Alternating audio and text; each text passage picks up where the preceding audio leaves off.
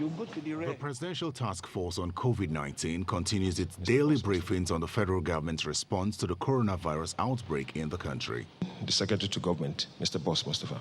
With the lockdown in Ogun, Lagos and the FCT in full effect, further palliative measures are being rolled out for the most vulnerable in the country, just as the federal government says it has also created more isolation and testing centers. I am pleased to announce to you that Mr. President has approved the release of 70,000 metric tons of grains from the National Reserve, Strategic Reserve, for distribution to the poor, the vulnerable, and those whose livelihood will be affected by the lockdown.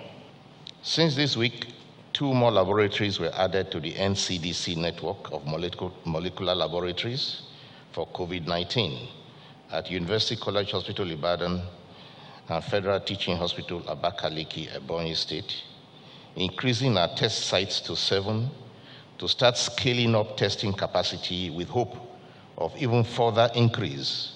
The Director General of the Nigeria Center for Disease Control and the National Coordinator of the Presidential Task Force also give updates. There's a ship cluster, a number of people that were on a vessel just outside of Lagos, and a number of people that were investigated and became infected as part of a group of people that came back to Nigeria together.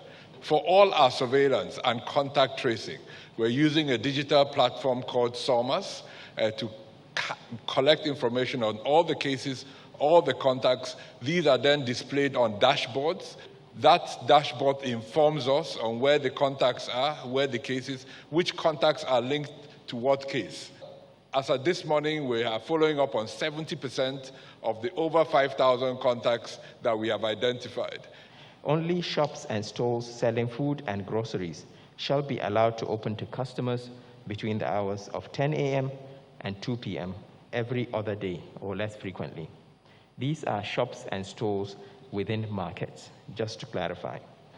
The Presidential Task Force has not received anything in terms of financial contributions. We have received commodities from the Jack Ma Foundation and a few others, and these are commodities that we have been distributing across the country, mostly personal protective equipment. Responding to Channels Television correspondent's question on the allegations that the NCDC was covering up possible COVID-19 cases in Imo State linked to the second fatality case, the Director General of the NCDC has this to say. Honestly, I can't respond to every Twitter warrior that wants to share whatever they want to share. There's no confirmed case in Imo State. The Honorable, His Excellency, the Honorable Commissioner for Information in Imo released a statement, and I don't think there's anything more to say about that. The Secretary to the Government also responds to a question on the directives to the security agencies on how to handle those who flout the lockdown order. The posture of the security agents, they are confrontational. Well, the citizens too are confrontational. It's a Nigerian phenomenon. Let's accept it. The protocol has been developed now. We are going to issue the protocol to them.